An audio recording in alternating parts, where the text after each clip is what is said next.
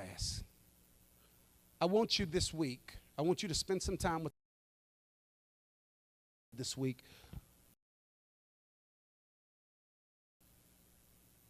A fasting regimen. I want you to fast for breakthrough, because you wouldn't be here today. Matter of fact, raise your hand if you're in here for the very first time.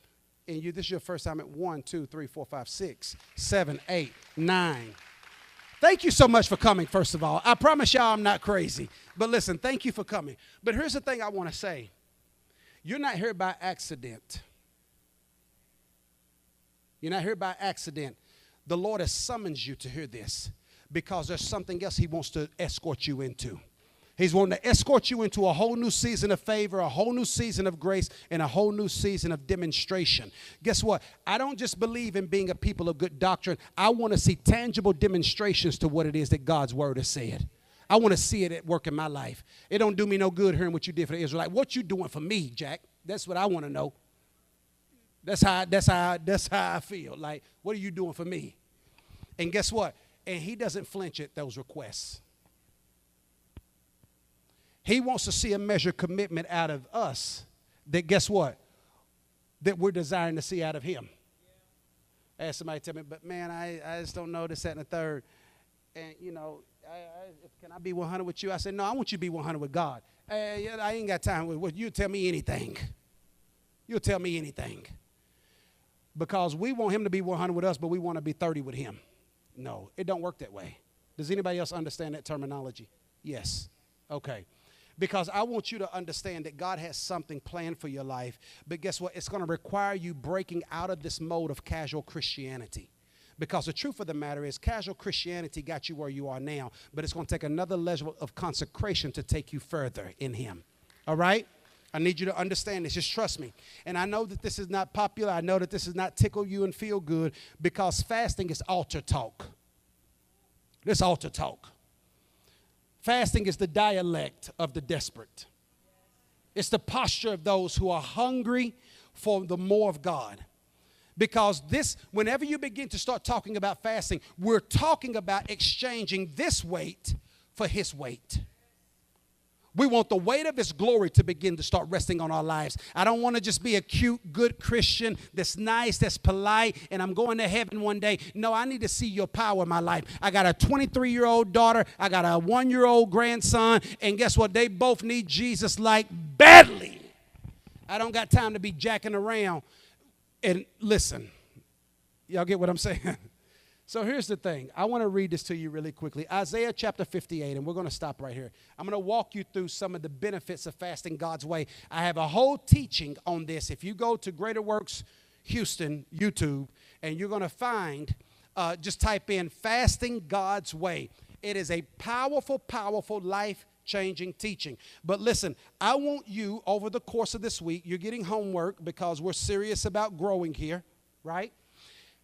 This week, I want you to read Isaiah chapter 58 this week, because Isaiah 58 is the chapter, Elvie, that captures fasting God's way. I'm going to start in verse 3, and we're going to read down to verse 12. And I'm just going to read this to you. I'm going to talk about a couple of points, and we're going to get ready to get out of here because we got baptisms. Here's the thing. Listen what verse 3 says. Wherefore have we fasted, they say, and you have not seen? Wherefore have we afflicted? How is it that we've afflicted our soul, and you haven't even taken notice of it? You know what this teaches us? They say, how is it that we fasted to you, God, but you haven't even taken no notice of it? Teaching us that you can never give yourself to truly fasting and God not notice it. That's what I want you to understand on the front end. It says, how is it that we've afflicted ourselves and you haven't taken no knowledge of it? Listen what he says. He said, this is God speaking now. Listen, or behold, in the days that you fast, you still find all your pleasures. And you still exact all of your labors. He said, you say that you're fasting, but you're still doing everything that your flesh still wants to do. You call it fasting, but you're still watching all of your shows. You call it fasting, but you're still doing everything else you want to do. He said, do you call this a day of fasting? Listen what he says. Verse 4 says this. You fast for strife and debate and to smite with the fist of wickedness. He says, you try to fast and pray unto me in order to gain some type of leverage over other men. You're fasting from a place of strife. You're fasting to try to debate. You're fasting to try to implement my hand for your wicked deeds. Listen what he says. He says, behold, you shall not fast as you do this day to make your voice to be heard on high. He says when you fast the right way, fasting will cause your voice to be heard on high. This is powerful. How many would love to know that everything that comes out of your mouth, well, let me fix this. Every prayer you pray, God is hearing. He says fasting becomes a way. Fasting becomes a way that you cause your voice to be registered in the heavens. That's a powerful benefit. That guess what? If I give myself to fasting and praying, guess what? My voice is registered, Vactual, in heaven. My voice is registered in heaven. I quoted to you Acts chapter 17 earlier. Peter I know and Paul I know, but who are you? Whenever your voice is registered in heaven, guess what? Everything in the earth responds to you differently. I need you to understand this. This is what causes those who give themselves to a life of prayer and fasting to be those who walk in power. Why? Because their voices are heard on high. I've said this to you before. Those who have no authority, when they speak, they can only be heard by those in the same room. But when you have real authority on your life, when you speak, you're heard in realms. You're heard in realms. Does that comment make sense? Yes. Castillo, it's more than just you hearing me in this room. There's authority that comes, and guess what? The heavens respond to the words that come out of the mouth of the righteous. Are y'all hearing me?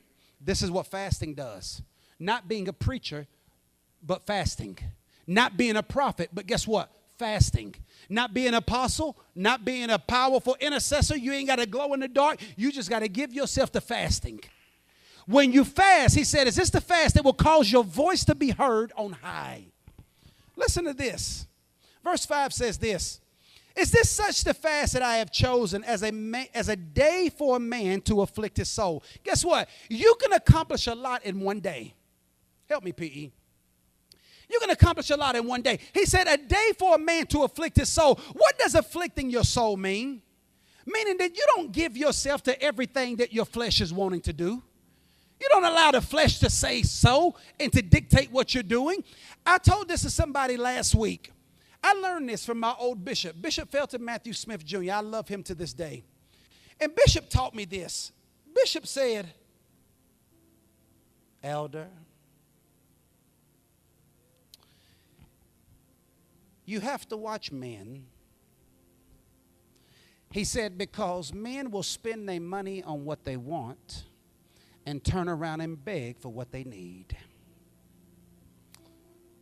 I said, Bishop, say that again. He said, they'll spend their money, Elder, on what they want, but then they'll be in a situation where they have to beg for what they need. I begin to realize that we oftentimes do that with time also. We spend our time doing what we want to do. When it comes time to read, guess what? We get sleepy. I know that wasn't just me. Because when you want to do something, you find the strength to do it. When you want to do something, you find the money to get it done. When you want to do something, you'll improvise and you'll make changes. You'll modify what needs to be done. This is the secret for getting out of debt. This is the secret for owning property. This is the secret for being wealthy in life. When you really want it, you'll begin to access the wisdom of God for being able to make it happen. When you want it. When you really want something, the sacrifice it takes to get it is not even considered a sacrifice. Am I right about it? How many of you ever done worked 2 jobs before at the same time? tired going into the second job, but guess what? There was a vision of something else that you wanted. Somebody asked me a few weeks ago, and they asked me, said, Apostle, man, how do I get, man, my spouse to understand that we can't just keep throwing our money away on this, that, and the third? And I say, you're going to have to help them get a vision of something greater than the shoes that they can afford. Because if they got enough money left over from their check, $700, and the shoes are only $600, if they don't have a vision of something greater worth saving for, they'll lose the strength to say no to what it is that they can easily swipe the card and get. You got to have a vision, because guess what? Vision is what feeds your faith. But watch this. It also takes faith to feed the vision. You see what I'm saying? Because guess what? I won't continue to save if I don't have a vision of actually owning an apartment complex one day. I'm going to take the excess money that I have that's unaccounted for and just go ahead and buy those shoes, because I work hard for this. I work too hard to not have it. I work too hard to not get it. No. You've worked too long to not have no assets is what you've done. Amen, lights. No, listen, I need y'all to receive this whole truth. Some of us done worked our whole lives and don't have no investment account set up. No, that has to end. That has to break. Because we're people who are going to have means. We're people, guess what? You may not have had a paradigm or a family that had money and resources and investments. Guess what? That don't mean you can't have them. Don't allow your past to continue to prophesy your tomorrow to you. You're going to have some stuff. Your kids going to have some stuff. You ain't going to be on government assistance your whole life. Are you hearing me? This is what I need you to understand. But it takes a measure of intentionality. And I don't even know, this is a different flow for us today. But like, this is where God has us at. It takes us to soberly begin to assess how things are and how we've allowed them to be. Because ultimately, the product of our realities today are based upon the decisions we've been making for the last few months leading up to this. You didn't just get here. You didn't just get in debt over your head. You didn't just get in this situation where you know, and stuff happens. But guess what? You can come out of it. You can come out of it. You can come out of it. But I need you to begin to get serious about your walk with God. You got to start being serious about something. How about let's starting with the most important thing that there is in getting serious about our walk with God. You can redeem this entire year in the next 30 days. You can recover everything that hell has fought to try to rob you of over this next 30 days. You will go into September completely different than how you went into August if you'll give yourself to this. There's so many things God wants to bring into your life. But fasting, here's the thing about fasting. Fasting doesn't give you more authority. Because if he gives you authority to act on his behalf, you don't need more of it. Guess what fasting simply does? It aligns you with what it is that he's called you to. Some of us have just been out of alignment. The oil flows down. It's not going to go chasing you. It's not going to go tracking you down. It's not going to go looking for you. I need you to understand this. Watch what he says right here. Listen to verse 6, because this gets good. He says, verse 6 lists the 4 fruits of fasting. Verse 7 lists the 4 ways in which you should engage it. Listen to the fruit of fasting. He says, is not this the fast that I have chosen? Okay, tell me about this fast you've chosen, Lord. What does it do? Number 1, to do what? To loose the bands of wickedness. Number 2, talk to me, read out loud. To undo the heavy burdens. Number 3, what does it do? To let the oppressed go free. And number 4, what does it do? It breaks every yoke. He says, when you fast the way that I've called you to fast, guess what? You'll begin to start seeing every form of wickedness begin to be loosed off of your life. Number two, he said, everything that's been a heavy burden to you in previous season, guess what? I'll break every heavy burden off of your life. I'll loose you from it. You ever seen people and they've struggled through season so heavy because they've been burdened down by the things that are just out of alignment. He said, if there's any oppression at all, any whatsoever, I will set you free. Oppression speaks of demonic harassment. If there's been any type of demonic harassment in your life, guess what? I'll loose you from it. He said, and if there's a yoke that you've gotten burdened down with that's done been tied to you, that has you failing to be able to move forward, and you've been feeling like you've been stuck in neutral, spinning your wheels but no traction, he says, I'll break it off of your life. How can we have such privileges from fasting and yet not give ourselves to it? Are you seeing this? Listen to verse 7. He teaches us how we should fast. That's the fruit of what it's going to offer you. If it's a yoke, guess what? The Lord said, I got something for that yoke. If it's a burden, guess what? I'm going to lift it.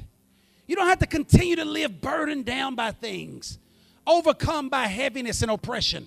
He said, if it's demonic molestation taking place in your life, I'm going to break it immediately. Verse 7 says this. This is how you do it. He says, is it not the fast that I've chosen? Is it not to deal your bread to the hungry? That you bring in the poor that are cast out? When you see the naked, that you cover them? And that you hide not your face from your own flesh? Spiritually, what these four things mean is this right here. Is it not to deal your bread to the hungry? Guess what he says? Those who have been in my word should have bread to give.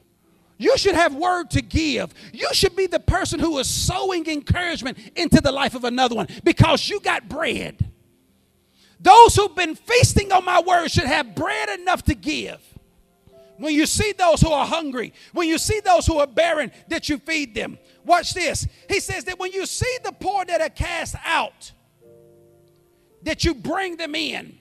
You don't leave those who have been left on the outside exposed to all type of demonic elements and you not cover them in your prayer. He said that when you see the naked, that you clothe them, and that you hide not your face from your own flesh. This is the big one. Watch this. Meaning that whenever we fast, it's not about what I'm trying to get God to do for me. It's about what I'm trying to get God to do in me. God, give me victory over this thing. I know this thing doesn't please you. I know that I've been allowing this because guess what? I know I've been allowing my flesh to lead, and I keep on feeding it. I keep on servicing this altar of my flesh. I keep on doing this wickedness that I know you're not pleased with. And honestly, I don't want to do it, but my flesh is stronger than my spirit. And I need to turn the tables in this season till my spirit becomes stronger than my flesh, and I can walk out of the things that haven't been pleasing to you. Because remember, fasting turns the tables. I no longer have an overwhelming, overpowering flesh, but I begin to start walking from an overpowering spirit. I'm just reading through these last ones. He says this, when you've done this, verse 8 says what? Then is a run-on. It's a continuation. He's letting you know that what I'm about to say is connected to what I've previously said. He said, meaning when you begin to give yourself to doing these things, watch what he says. Verse 8, what does it say? Then shall your light break forth as the morning, and your health shall spring forth speedily. Guess what he says? I'll begin to turn around that night season that you've been navigating. It won't always be dark. It won't always be heavy. It won't always be oppressive. It won't always be suppressing. I'll begin to cause your light to give, your night to give way to light. He says this. He says, and then shall your health spring forth speedily. If you give yourself to fasting, God will heal your body. He says, then your righteousness will go before you. What does righteousness go before you look like? It means that your reputation will precede you. That long before you even get there, guess what? Folk have already heard of you and who you are, and they've been waiting for you to be able to be the blessing that God has already designed for them to be in your life. He says righteousness will go before you. You won't have to always plow down the way. You won't have to always blaze a new course. Guess what? He said you'll start walking in places where the path that was crooked is now straight, where the path that was rough is now made smooth. Are you hearing this? Watch what he says. He says, and I'll cover you from behind with my glory. My glory will be your rear guard. Verse 9 says this, then shall you call, and I love this, Tony, because he says what? And the Lord will answer. Have you ever been in a season that you've been crying out and you felt like nobody answered? Nobody could see what you were dealing with. Nobody could discern the pain that you were carrying. Guess what he says? I don't overlook those who are pursuing me. He says, when you call, I won't leave it to an angel. I won't lead it to your pastor. I won't lead it to some other prophet. He said, when you call, I'll show up myself. Because the truth of the matter is, you don't need another word from another prophet. I need God to step into my situation. And I need God to begin to rectify the things that have gotten out of control in my life. Many of people have left the church because they had their confidence in men. But any man is capable of disappointing you and failing you. Don't ever put your faith in men. No. I've seen people, the whole church backslid because the preacher backslid. No, bro, you can go to hell by yourself. I'm going with Jesus. Bye. I hate that for you. May the Lord watch. Are you hearing me? That don't make no sense. And I understand that you've been hurt but what happens is this, we've made idols out of these men. I tell you quick, listen, man, I love Jesus and I'm going on with the Lord, but if I ever stop following him, keep on going. Keep on going. Keep on going. And I mean that, keep on going.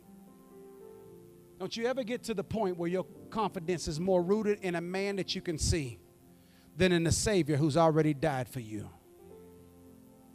And don't be so shaken when you see men fall because they're prone to. They're capable of it. I ain't messed up when I see I feel some type of way when preachers fall because I hate seeing strong men fall. The Bible already said that the labors are few. We don't need men falling away. I don't eat preachers for lunch. I don't talk about preachers who done fail. But long as Jesus didn't fall, we're going to make it. Long as Jesus kept on moving. I'm going to read this and we're through. You shall call and the Lord shall answer. You shall cry and he shall say, here I am. If you take from among you from the midst the yoke and the putting forth a finger and speaking vanity, if you draw out your soul to the hungry, and if you satisfy the afflicted soul, then shall your light rise out of obscurity, and your darkness, the most darkest hour of your life, will be like the noonday, he says.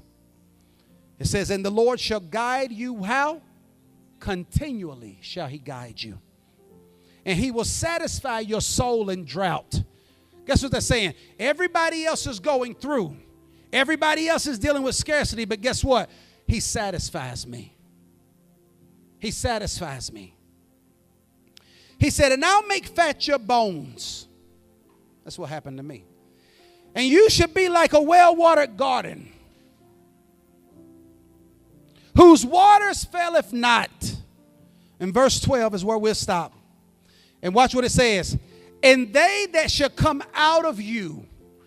He now talks about the generational influence that will come upon those who set themselves to seek the face of God.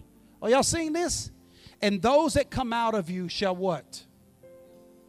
They shall build the old waste places. They shall raise up the foundations of many generations, and they shall be called the repairers of the breach, and the restorers of paths to dwell in. God will begin to put something upon your kids' lives, that he'll begin to oversee the boundaries to the point that they can't stray too far from. Guess what? I need that promise in my life. I'm still contending for mine.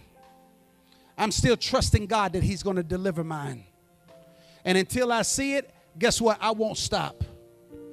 Father, you said that everything that come out of my loins, you will cause them to be a repair of the breach and restores a path to dwell in. I want you, don't you ever get tired of chasing down China. Until you catch her, I want you to continue to allow mercy to be made new over her life every single day. I call her name before the Lord daily.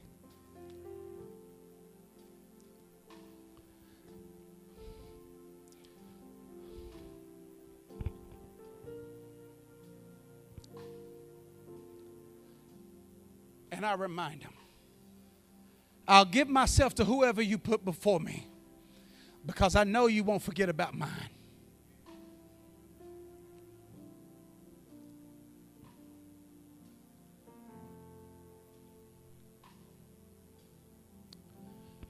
We take these promises seriously.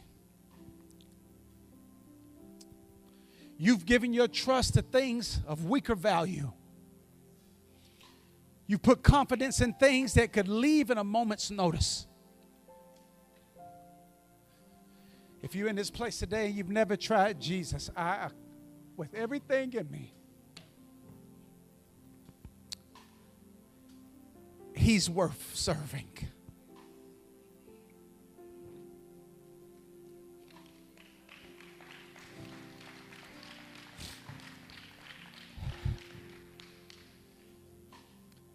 He's the only thing worth serving.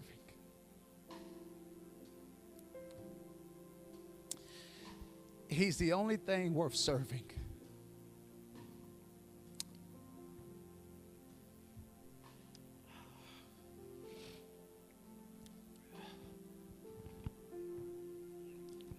We'll never be able to understand the measure of love that God has for us.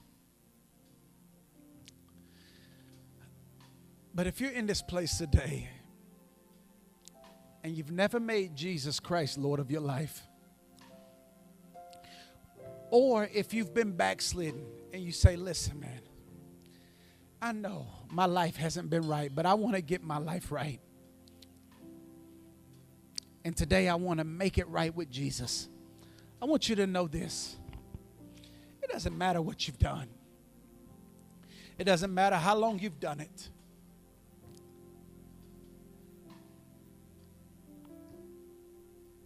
There's none who's called out to Jesus that he'll reject. You talking and you're looking at somebody, man, who's done been through all kind of stuff. You just don't know. You just don't know. But I promise you this, God is faithful. Even when you haven't been faithful, he's faithful. And there's no condemnation to those who are in Christ Jesus. But if you're in this place today and you say, preacher, I want to give my life to Jesus and I really want to walk with him and I really want to live for him and live with him, I'm going to pray for you. The only thing I ask you to do, I'm going to count to 3 and I just want you to wave at me. And you're just signifying, hey, preacher, when you pray, I want you to pray for me. And you're lifting your hand as you say, God, I want you to see me because today I'm raising my hand because I want you to raise me out of the place I've been, and I want to live for you, and I want to make Jesus Christ Lord of my life. I want this to be crystal clear because I don't want you having any type of fogginess and haziness about what I'm asking you to do.